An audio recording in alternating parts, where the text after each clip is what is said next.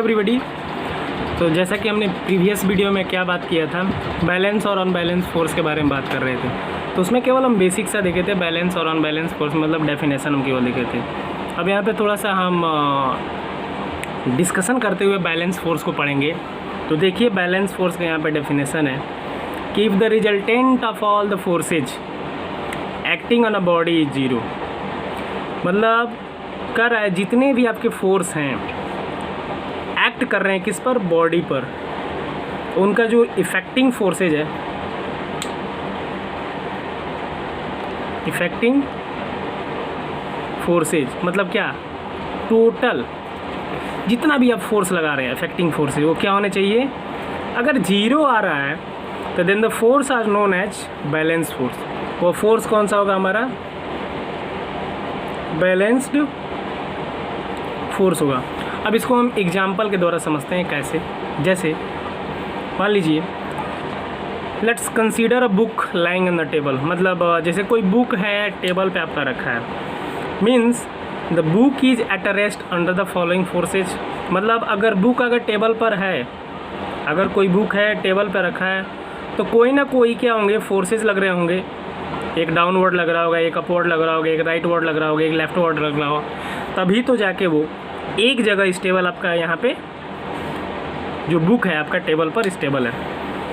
यानी कि the book is at rest under the following forces, मतलब बुक अगर रेस्ट है तो कुछ फोर्सेज होंगे। कौन कौन से फोर्सेज होंगे उसके अंदर, पहला the gravitational force of the earth acting vertically downward, मतलब अर्थ का जो ग्रेविटेशनल फोर्स है वो बॉडी पर एक्ट करता है। कैसे, वर्टिकली रूप से, मतलब ऊपर की तरफ, नीचे से वर्टिकली मतलब ऊपर की तरफ। अब देखिए दूसरा कह रहा है कि reaction force of the table on the book acting vertically upward.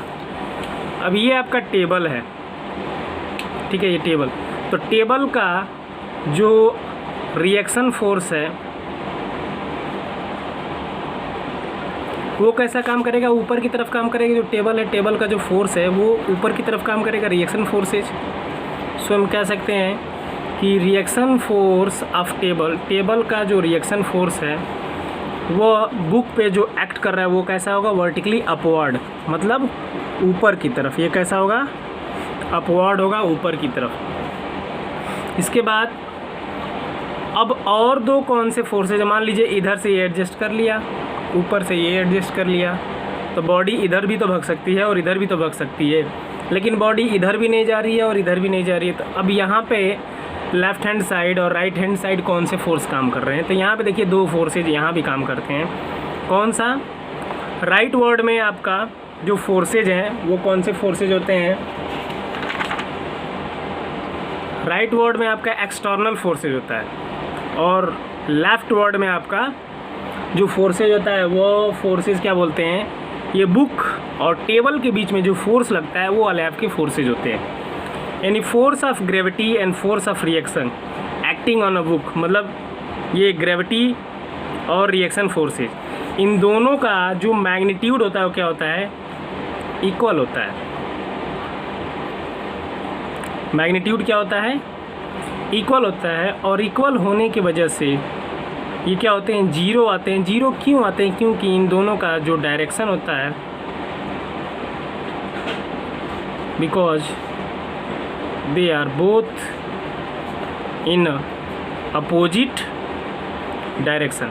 क्योंकि दोनों क्या होते हैं, एक इस डायरेक्शन में लग रहा है, एक इस डायरेक्शन में लग रहा है, लेकिन दोनों का मैग्नीट्यूड क्या है, सेम है। अगर दोनों का मैग्नीट्यूड आपका सेम है तो हम कह सकते हैं जो रिजल्टेंट फोर्स आएगा आपका क्या आएगा, जीरो आएगा।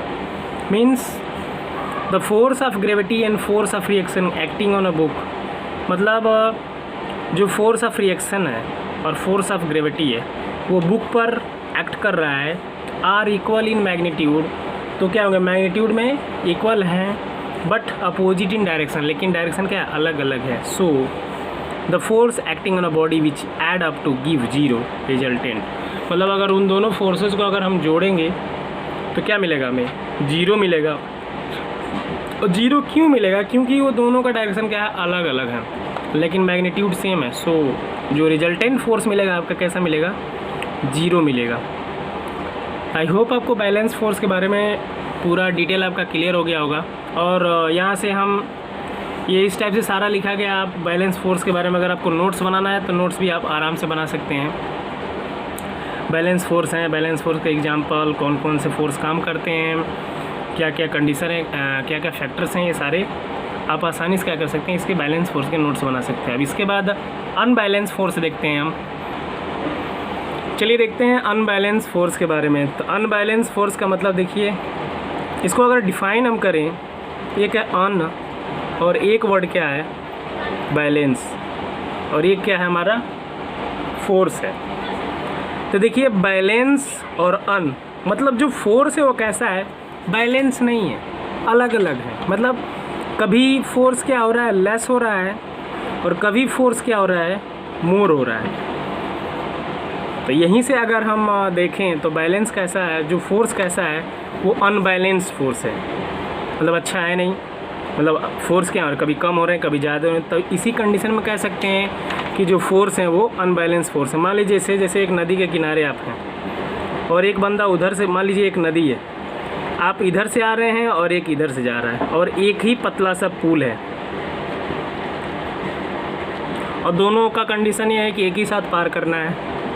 तो क्या करेंगे, आप इधर से आएंगे और एक इधर से जाएगा, लेकिन दोनों की बॉडी अलग अलग, मतलब दोनों की बॉडी सेम है, ऐसे एक साथ पार नहीं कर सकते।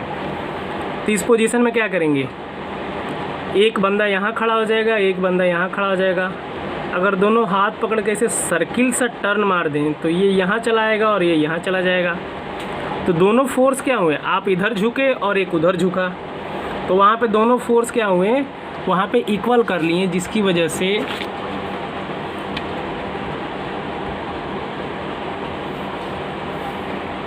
वजह से क्या हुआ, यहाँ पे बैलेंस हो गया, और एक दूसरे को वो बिना नुकसान पहुँचे आसानी से वो नदी का जो पुल है उस पर, मतलब एक पतला सा एक पगडंडी टाइप का है, कुछ रखा गया है लकड़ी टाइप का, उसी पर क्या किया, पटरे टाइप का है, मतलब पार कर लिए यहाँ पे।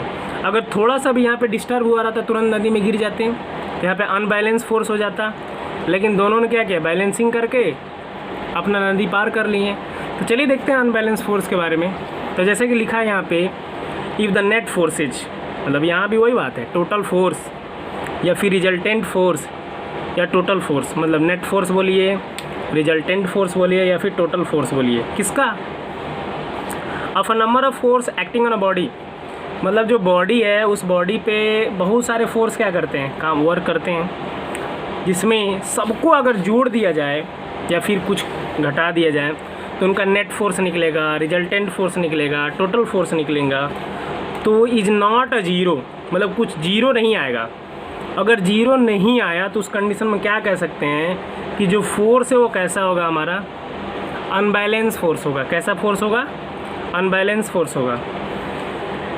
यानी कि unbalance force can move the stationary object, मतलब जो अनबैलेंस फोर्स है, अगर कोई बॉडी रेस्ट में है,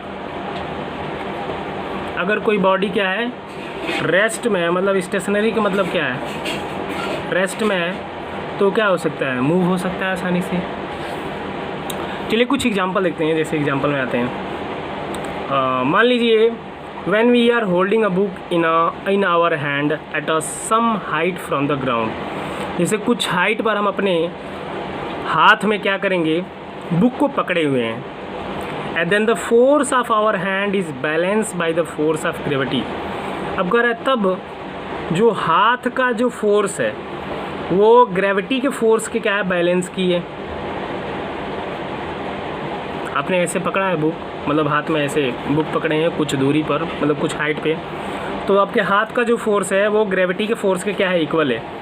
and now if we release the book from our hand, और अगर बुक हम हाथ से छोड़ देते हैं तो तुरंत जो फोर्स ऑफ ग्रेविटी है वो क्या होता है, अनबैलेंस हो जाता है, और इस अनबैलेंस के कारण जो बुक होता है हमारा क्या होता है, फॉल हो जाता है। आप लोग बुक हाथ में लिए रहते हैं, और बुक हाथ में लिए रहते हैं, मतलब आप बुक हाथ में पकड़े तो वहाँ पे दो फोर्स हैं आपके, एक अर्थ की ग्रेविटी वाली फोर्स है और एक हाथ में आपकी फोर्स है। तो दोनों आपस में इक्वल है, तब तक आप बुक हाथ में पकड़े हैं, ठीक है। लेकिन जैसे आप हाथ हटाते हैं तो वहाँ पे आपका जो हैंड में फोर्स है, ठीक है, वो क्या होता है, तुरंत अनबैलेंस हो गया, क्योंकि एक फोर्स तो हट गया और दूसरा वाला ज़्यादा हो गया, जिसकी वजह से जो पहले ऑब्जेक्ट जो था वो आपका बुक क्या था, स्टेशनरी ऑब्जेक्ट में था। फिर वो तुरंत क्या होता है, जैसे एक फोर्स हटता है अनबैलेंस हो जाता है, और अनबैलेंस की स्थिति में जो बुक होता है क्या होता है, फॉल डाउन हो जाते हैं, गिर जाते हैं। Means unbalance force can change the state of rest.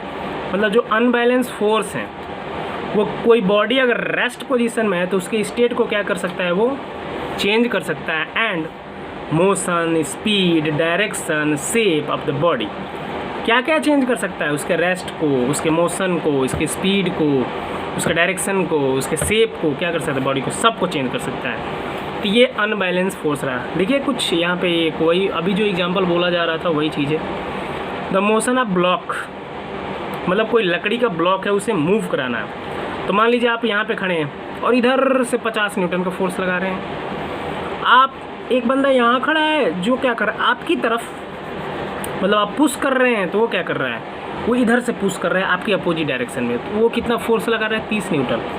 आपका ज़्यादा है, उसका कम है। यहाँ पे देखिए रिएक्शन फोर्सेज और फोर्स ऑफ ग्रेविटी दोनों आपस में इक्वल हैं, जिसकी वजह से ये यहाँ पे स्टेबल पड़ा है। लेकिन इधर से क्या है, फोर्स जो है अलग अलग हो रहे हैं। अगर इसका रिजल्टेंट फोर्स हम देखें, अब चूँकि ये अगर प्लस करे तो ये माइनस में आएगा, क्योंकि अपोजिट डायरेक्शन में है।